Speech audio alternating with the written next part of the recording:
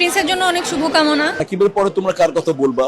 আমিও ওয়েট করছি, আমিও প্রিন্স হলে গিয়ে দেখতে চাই। কি সাকিবিয়ান, সবাই তো দেখি আমোদ ফুর্তিদের মধ্যে আসছেন। হ্যাঁ, এবার ঈদ তো আপনাদের সেই লেভেলের কাটবে, প্রিন্সের মাধ্যমে এবার ঈদকে উদযাপন করবেন।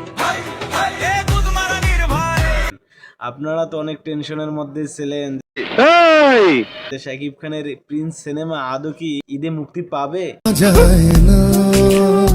ফাইনালি প্রিন্স টিম এমন ভাবে ওদের প্রমোশন সেট আপ করেছে, ভাই মাথা নষ্ট। শাকিব খান যে সিনেমাতে অভিনয় করে সেই সিনেমার প্রোডাকশন হাউস থেকে আগে শাকিব খানের পিকচার বলেন আর টিজার বলেন, যেটাই বলেন ওগুলা দিয়ে কিন্তু প্রমোট করে। কিন্তু ভাই প্রিন্স টিম এমন একটি কাজ করলো, তারা আগে ভিলেনের পিকচারটা ড্রপ করে দিল, আর নেট দুনিয়ায় কাফা শুরু হয়ে গেছে, কাফা। তো আজকে এমন একটি ইন্টারেস্টিং ভিডিও নিয়ে আসছে, সেটা হলো যে ভিলেনের পিকচারটা ড্রপ করেছে প্রিন্স টিম থেকে, কি লেভেলের রিয়াকশন হলো। শুধু জাস্ট যে চ্যানেল গুলা থেকে শাকিব খানের এই প্রিন্স সিনেমার ভিলেনের পিকচারটা রিভিউ করেছে, তাদের থাম্বেল গুলো আমি আপনাদের সামনে তুলে ধরবো। প্রথম থেকে শুরু করা যাক। একজন লিখেছে তাদের থাম্বেলে, এবার খেলা জমবে, আগুন হয়েছে কিন্তু। তারপরে ইন্ডিয়ান একটি কাপল, তারা লিখেছে ভিলেনের লুক। আর একটি ইন্ডিয়ান রিভিউয়ার, উনি লিখেছে বলিউডের ভিলেন প্রিন্সে, আর এর তো সারা জীবন সমস্যায় থেকেই যাবে। এ লিখেছে এই অবস্থা কেন। সময় টিভি থেকে করেছে ভয়ঙ্কর লুকে শাকিব খান। আরেকটি চ্যানেল থেকে করা হয়েছে